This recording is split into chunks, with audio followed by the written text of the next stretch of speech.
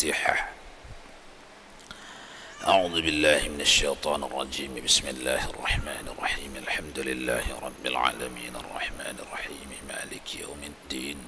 إياك نعبد وإياك نستعين. اهدنا الصراط المستقيم صراط الذين أنعمت عليهم غير المغضوب عليهم ولا الضالين. آمين. فقال المؤلف رحمه الله تعالى وأدم نفعنا بعلومه في الدارين آمين. Tuan-tuan jemaah salat maghrib Masjid Agung Karimun rahimakumullah, beserta saudara-saudara pendengar radio Azam FM dimanapun anda berada. Kembali kita melanjutkan pengajian Fardhu Ain pada bidang Tauhid. Muka surat 41 di bahagian tengah, dan inilah dinamakan kam munfasil pada af'al dan padanya, yakni pada perkataannya. Mustahil pula ada serta Allah Ta'ala hingga akhirnya itu menolakkan atas Mu'tazilah pada kata mereka itu dengan bahawa hamba itu menjadikan perbuatan dirinya yang ikhtiari. Itu perkataan kaum Mu'tazilah itu ya. Hamba itu menjadikan perbuatan dirinya yang ikhtiari dengan kudrat yang telah menjadi akan dia oleh Allah Ta'ala pada hamba itu. Dan yang sahihnya tiada jadi kufur mereka itu dengan demikian itu, kerana bahawa tiada menjadikan oleh mereka itu akan menjadi oleh hamba itu seperti menjadi oleh Allah Ta'ala sekira-kira menjadikan oleh mereka itu akan hamba itu. Berkehendak kepada asbab dan wasitah. Bersalahan Allah Ta'ala tiada berkehendak kepada wasitah. Dan lagi pula menafikan memberi bekas bagi api pada menganguskan, seperti api Nabi Allah Ibrahim alaihissalam tatkala dibakar oleh Namruz la'natullahi ta'ala atasnya. Dan tiada memberi bekas bagi sekira-kira pada mengerat, seperti sikin Nabi Allah Ismail alaihissalam tatkala menyembelih akan dia oleh bapaknya, yaitu Nabi Allah Ibrahim, karena tidak menyempurnakan, karena hendak menyempurnakan kurbannya yang kurang dengan ilham akan dia di dalam mimpi. Dan tiada memberi bekas bagi makanan pada mengenyangkan, dan jikalau tiada dapat akan misalnya sekalipun, kerana ia seperti segala asbab yang lain jua. Sampai situ diuraikan dari yang kita baca tadi, diuraikan fahaman Mu'tazilah. Mu'tazilah itu kenapa aktsarul ulama, kebanyakan ulama ahlus sunnah tidak mengkafirkan mereka? Kenapa? Karena yang dianggapnya perbuatan makhluk, perbuatan manusia itu bukan dari asalnya manusia buat sendiri, melainkan bahan bakunya daripada Allah. Makanya tidak kafir. Contoh, Mu'tazilah ini. Mu'tazilah beriktikad yang bikin kenyang tu makan nasi. Tapi nasi ini dibikin Allah. Menaikkan dari pinggan ke mulut pun dibikin Allah. Tenaga yang dibagi Allah. Tengok, makin dekat bezanya Ahlus Sunnah dengan Mu'tazilah di sini. menaikkan, ini Mu'tazilah ini, menaikkan dari pinggan ke mulut pun lewat tenaga yang dibikin Allah.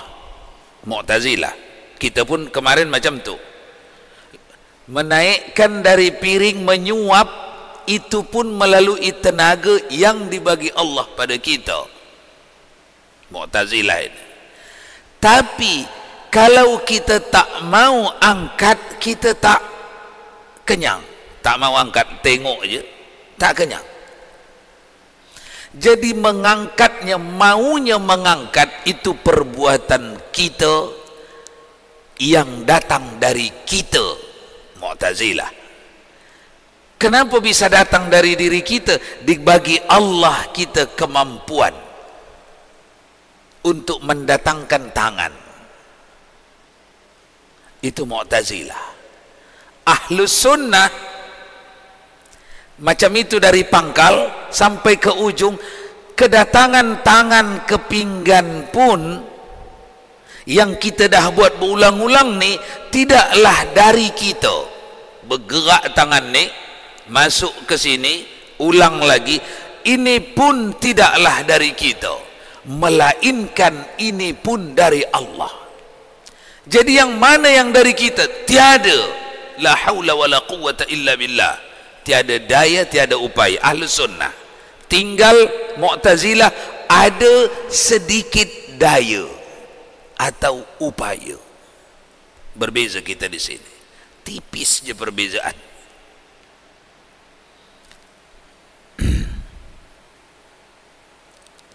Saya ulangi supaya santai. Ibu-ibu walaupun menyampaikannya macam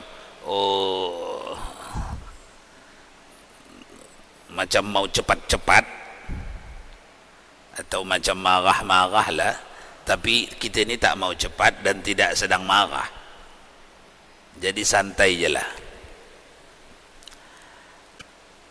Ketika kita makan, lepas makan kenyang, kaum Mu'tazilah kata, apakah yang membuat kita kenyang? Kaum Mu'tazilah kata, nasi. Ahlus Sunnah kata, di dalam, bukan dalam ucapan, di dalam i'tiqadnya, Ahlus Sunnah beri'tiqad Allah. Mu'tazilah beri'tiqad nasi.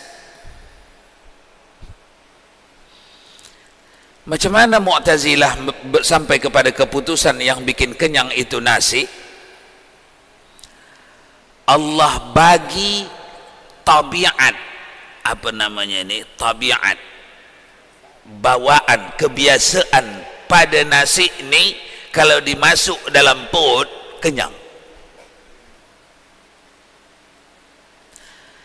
Kemudian yang memasukkan nasi ni ke dalam perut kita sendiri, tangan. Allah bagi keinginan di dalam hati untuk menyuap nasi. Lalu yang menyuap ini sudah saya, Mu'tazilah. Bukan lagi ada hubungan dengan Allah, yang Allah membagi kemampuan menyuap atau tidak menyuap. Tapi saya memilih menyuap. Jadi ini bukan lagi dari Allah, dari saya. Itulah Mu'tazilah. Ahlus Sunnah, Allah bagi kemampuan menyuap atau tidak menyuap. Lalu saya pilih menyuap. Ketika saya pilih menyuap, saya tidak mampu memilih dengan diri saya, dengan tabiat saya. Tapi itulah yang ditakdir Allah pada saya. Jadi sayanya mana? Tak ada. Itu Ahlus Sunnah. Bisa. Bisa ya? Kalau mau dia diam, ikatlah cepat-cepat. Jangan bagi bergerak-gerak lagi. Karena beza tipis dalam bab ini, Ahlus Sunnah dengan Mu'tazilah.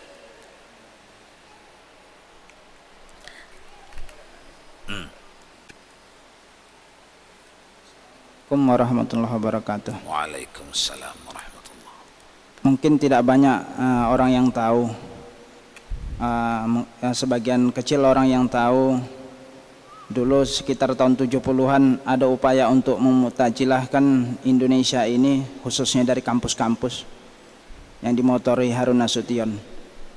Yang ingin saya tanyakan, apa efeknya yang sangat besar terhadap satu bangsa apabila Mu'tazilah ini memang ya sudah menggurita di satu negeri? Sekian, makasih. Efek yang besar apabila faham Mu'tazilah inilah yang menggurita di masyarakat. Efek yang paling besar di berbagai aspek.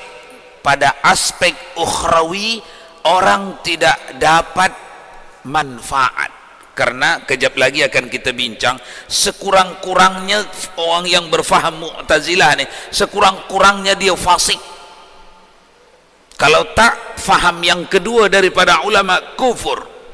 Tapi karena sedikit yang menganggap kufur, lebih banyak ulama kita Ahlus Sunnah menganggap fasik. Jadi di akhirat sekurang-kurangnya fasik. Fasik adalah dosa besar. Dosa besar adalah wajib neraka. Walaupun kalau mati bawa iman, ujung-ujungnya akan masuk surga, tapi wajib dulu neraka. Itu dosa besar. Fasik. Itu efek akhiratnya. Efek duniawinya, tidak ada pejuang. Tidak ada pejuang. Yang ada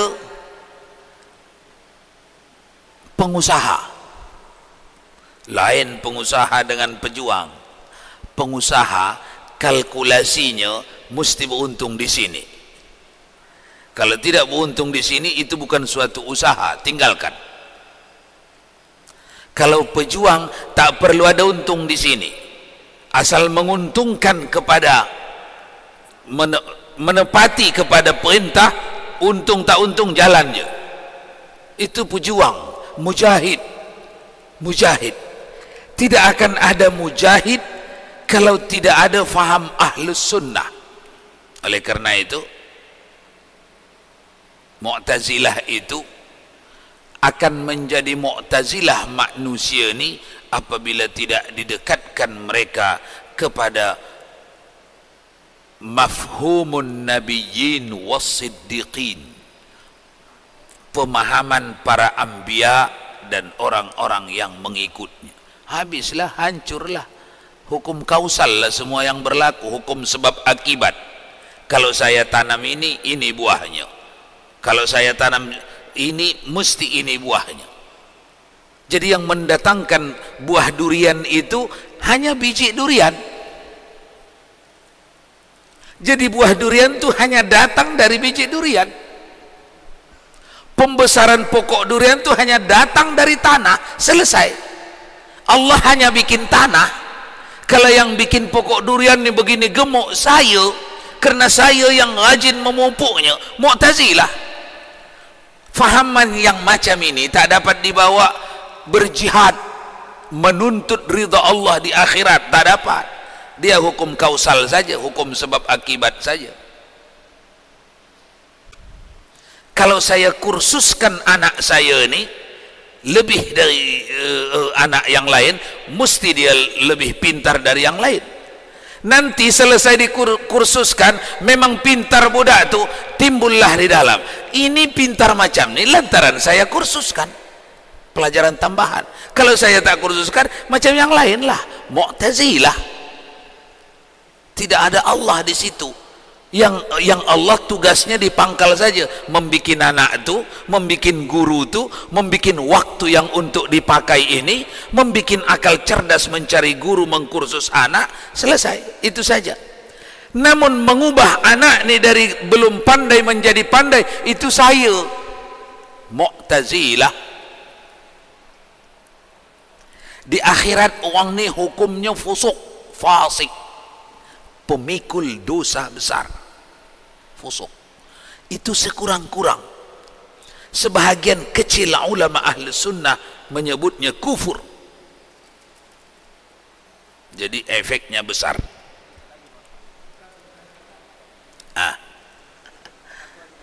Sambungan yang tadi apa yang lain? Sambungan yang tadi. Ada sambungan yang tadi katanya sedikit lagi. Begini Pak Ustadz, kalau kita baca kadang di majalah-majalah Islam, kadang kita banyak terkejut apa yang terjadi di perguruan-perguruan tinggi Islam. Kadang mahasiswanya membentangkan satu spanduk yang bunyi tulisannya "Selamat datang di area bebas Tuhan". Itu salah satu contoh. Bebas apa? Selamat datang di area bebas Tuhan. Artinya tidak ada Tuhan dimanapun, itu intinya. Kedua, bahkan ada mereka yang menuliskan satu teriakan, bukan Allahu Akbar, tapi anjing Hu Akbar. Apakah ini daripada efek Mu'tazilah ini? Ini bukan lagi Mu'tazilah. Ini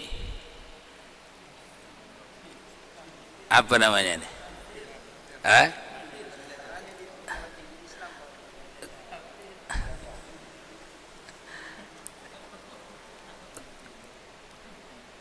Ini orang-orang yang menghina Islam lewat sebutan yang keji-keji. Kita sudah final, sudah lewat. Siapa yang menghina, jangankan nama Islam, satu hukum Islam yang ittifaq seluruh ulama tentangnya lalu diubah. Misalnya ittifaq seluruh ulama memahami maksud Al-Quran dan hadis itu, ittifaq seluruh ulama maksud Quran itu betul-betul maksud ayat tu mathna wa thulatha wa ruba', maksudnya itu ayat tu, hai laki-laki anda boleh beristri dua, hai perempuan anda tak boleh bersuami dua. Itu maksud ayat. Sepakat seluruh ulama Ahlus Sunnah. Tahu-tahu datang orang menyimpangi dari kesepakatan itu. Sepakat seluruh ulama menyatakan orang yang menyimpangi ini kafir. Itu baru satu hukum dalam Al-Quran atau hadis. Apalagi nama Islam, nama Tuhan yang sudah disebut apa tadi, digantinya Allahu Akbar menjadi apa? Anjing Hu Akbar. Apalagi yang ini yang mu'tabarah. Jadi yang ini sebaiknya kita yang energi kita ni hanya sikit saja, bagus jangan kita keluarkan lagi energi untuk melayani orang ni, karena orang yang macam ini sudah di awal lagi sudah dia menyimpang daripada keislaman. Jadi banyak yang begitu. Hari ini namanya lah Indonesia. Indonesia ini kan negeri yang serba apapun boleh masuk sini. Ada lagi spanduk-spanduk di Jogja, apa katanya tulisannya, Tuhan membusuk. Alah, ini yang begini tinggal je lah. Kalau sudah nas dipangkal lagi, dah dinyatakan pada kita ini kufur yang nyata, buat apa lagi dibahas? Habis energi kita, tinggalkan. Yang kita sedang tengok ni kufur tersembunyi, sulit mendeteksinya, maka perlu mengaji kita untuk mendeteksinya yang halus-halus. Kalau tak mengaji, kita sangka belum kufur kita dengan cara tu, rupanya dah kufur dah. Kita sangka belum kufur kita dengan rajinnya kita mengurus pokok durian ni lalu menjadi berbuah, cepat berbuah. Orang yang menganggap karena saya rajin mengurusnya, memupuknya. Kita ingat perkara macam ini ringan, rupanya perkara macam ini dalam kajian ulama boleh menyeret orang menjadi kufur, sedikitnya fusuk, fasik. Dan ini sehari-hari ada di rumah tangga kita, sehari-hari. Tahan lama periuk ibu ni ya, kuali ibu ni. Ya, saya habis masak langsung saya bersih, saya tak biarkan berkerak-kerak, makanya tahan lama. Yang bikin tahan lama mana? Di dalam. Karena ini i'tiqad, ini di dalam mempekerjakannya. Tahan lama sepatu bapak, sendal bapak ni ya, dah berapa tahun ini? Oh, ini dah lama memang, dah 10 tahun, dah 5 tahun dah. Iya ya, saya pun dulu sendal macam ni juga, tapi tak tahan lama. 3 bulan dah hancur. Iya, saya rajin urus dia. Kalau musim hujan saya tak letak di bawah, saya letak atas. Makanya tahan lama. Kan biasa kita cakap macam tu kan. Tapi di dalamnya apa? Lantaran kita rajin urus sendal tu makanya tahan lama. Itu di dalam. Kalau itu di dalam, inilah yang dimaksud. Sikin, ada tadi sikin. Pisau tu memotong dengan tabiatnya. Mu'tazilah. Yang ahli sunnah bukan pisau mampu memotong dengan tabiatnya, tak. Itu hanya hukum adat saja. Asal dioleskan pisau terpotong, adat.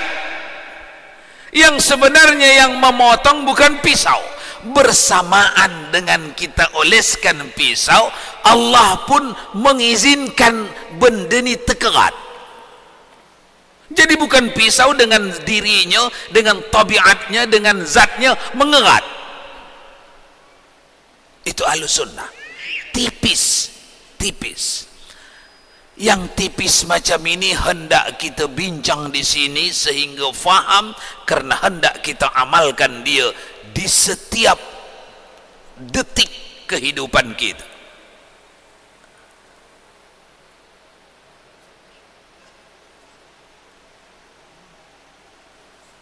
Macam mana ibu-ibu boleh? Katalah boleh. Biar berjalan kita. Faham ibu-ibu?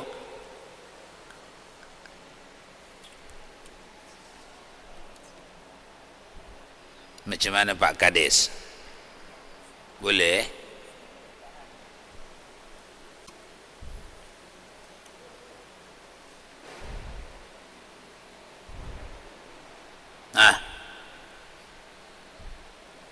Assalamualaikum warahmatullahi wabarakatuh. Waalaikumsalam. Ustaz, ini saya menanya sedikit nih. Masalah Pak Ustaz kata kita tak ada apa-apa. Kita ni tak ada apa-apa kata Pak Ustaz. Nama dia sikit aja Pak ya. Yang saya tanyakan, Jibril itu sirullah namanya. Tatkala membawa pardu dinamakan Jibril. Ketika berhadapan dengan Tuhannya, kebenaran tu di mana Pak? Ulangi soalan. Soalan saya, Bapak mengata kita tidak ada apa-apa, hanya sikit aja. Yang saya tanyakan, Jibril itu sirullah namanya. Tatkala membawa pardu dinamakan Jibril. Tatkala berhadapan dengan Tuhan, kebenaran itu di mana Pak? Kalau kita ni tidak ada apa-apa. Sekian. Assalamualaikum warahmatullahi wabarakatuh. Waalaikumsalam warahmatullahi. Jawaban panjang, tak dapat dijawab di sini. Perlu waktu lebih panjang dari waktu kita yang ada. Jadi mohon maaf, tak dapat diuraikan di sini. Very sorry.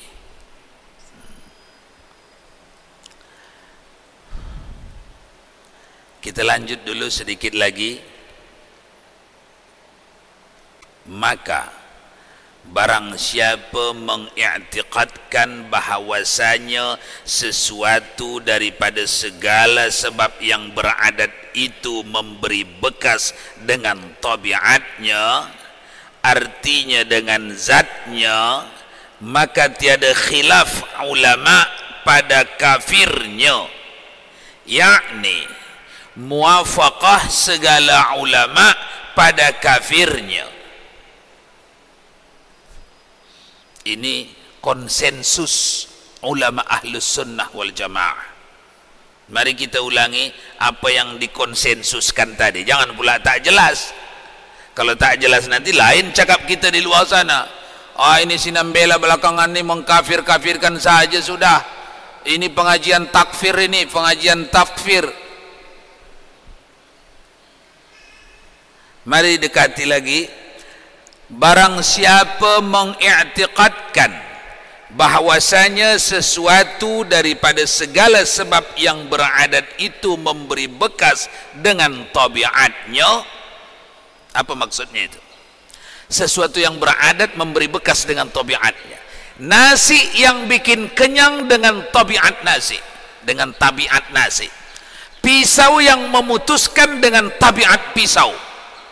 Apalagi pil yang bikin sembuh penyakit dengan tabiat kapsul itu, tabiat pil itu. Apalagi selimut yang bikin hilang sejuk dengan tabiat selimut itu. Air putih yang menghilangkan haus dengan tabiat air putih itu.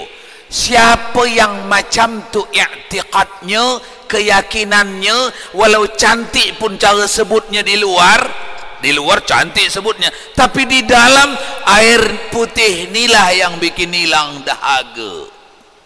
Siapa yang macam tu konsensus kesepakatan seluruh ulama ahlus sunnah. Kalau dah disebut ulama ahlus sunnah, semua ulama dari mazhab Syafi'i, Maliki, Hambali, Hanafi, itu ahlus sunnah semua menyatakan, semua ulama tauhid dari 4 mazhab menyatakan orang ni kafir. Masalah ini, ada berapa orang di akhirat yang bertungkus lumus di dunia ini, salat, puasa, zakat, haji, datang ke akhirat nonsen, zero, tak ada apa pun dapat. Kalau salah para ulama dalam konsensusnya, ada berapa banyak ini yang salah nih? Seluruh ulama petinggi-petinggi mulai zaman Rasulullah sampai ke hari ini terlibat di dalamnya. Syafi'i dan Syafi'iyah, Imam Malik dan Malikiyah, Imam Ahmad ibn Hanbal dengan seluruh ulama Hanabilah, Imam Abu Hanifah dengan Imam Hanafi dengan seluruh Hanafiyah. La yattafiqu ummati 'alal kadhib. Kata Rasulullah, tidak mungkin ulama-ulamaku berkumpul dalam satu yang salah. Kalau orang ramai berkumpul dalam kesalahan mungkin, tetapi kalau ulama-ulama tidak. Rasulullah menyebutnya al-ulama'u warasatul anbiya. Itu ulama-ulama yang tertinggi dari zaman ke zaman tuh, itu panutan kamu. Mereka itu ahli waris Nabi. Makanya jangan heran kalau anda tengok di TV Aswaja bagaimana masyarakat menghormati ulama mereka. Ada tonton tak? Katalah ada, biar seru. Udah masuk rumah belum? Udah? Belum lagi? Miskin nah. Saya bagi duit lah ya. Masuk rumah TV Aswaja, mesti masuk rumah. Udah masuk rumah? Udah. Dia kaya, awak miskin. Jadi, ya, Aswaja. Jadi kalau anda lihat di TV Aswaja itu bagaimana masyarakat menghormati ulama-ulama mereka, itu manifestasi dari perintah Rasul. Al-ulama warasatul anbiya. Innal anbiya alam yuwarrisud dinaran wala dirhaman. Ini ulama, ini ahli waris Nabi. Di zaman hidup Nabi, ada Nabi lah dihormati orang. Ada yang mencium tangan Nabi, ada yang mencium bahu Nabi, ada yang mencium ubun-ubun Nabi, ada yang mencium perut Nabi, sebahagian mencium lutut Nabi, sebahagian mencium kaki Nabi. Masa Nabi ada, masa Nabi tak ada, kepada ahli warisnya lah. Ahli warisnya siapa? Al-ulama. Baik dia terbuat daripada habaib maupun dia terbuat dari non habaib. Kalau dia al-ulama, itu ahli waris Nabi. Jangan pula asalkan habaib lalu awak patuhi. Banyak juga habaib hau-hau. Yang Syiah pun banyak habaib. Habaib kalau dia saleh, ulama lagi aula, lagi afdal untuk dipatuhi, karena dia daripada darah Rasulullah dan ulama yang sah. Barakallahu lakum